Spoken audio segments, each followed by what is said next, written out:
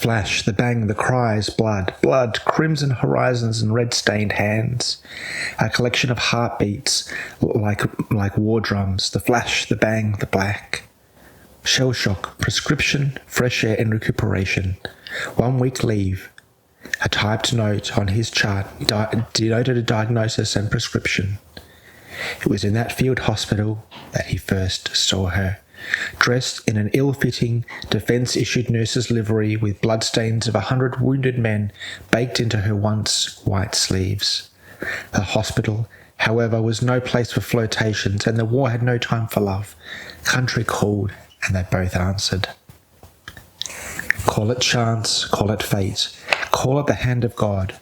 Eyes locked across the crowded ballroom in some liberated town in a Mediterranean backwater.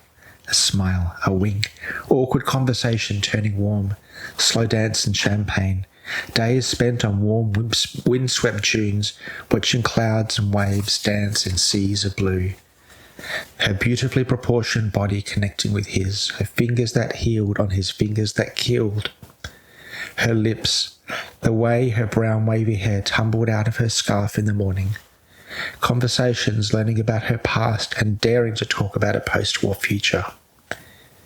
It wasn't that, to him at least. She was perfect in every way. It was in the deep darkness of nights, the hours where he was at his most vulnerable, when he truly fell in love with her. Night where his dreams were lit up with a flash of flares, where the sounds of machine gun fire and the cries of men surrounded him in stereo. Those witching hours where his shaky, blood-stained hands continued to aim and fire at men that looked just like him as they screamed for mothers that looked just like his. Those dark minutes of eternity that woke him in terror. It was in those frightening times where he would feel her soft touch, reaching out for him.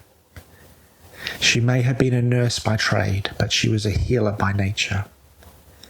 As if by intuition, she dabbed his burning skin with a cool, wet handkerchief, washing away the blood and the sweat and the tears. It was in these witching hours that he realized he truly, truly fell in love with her.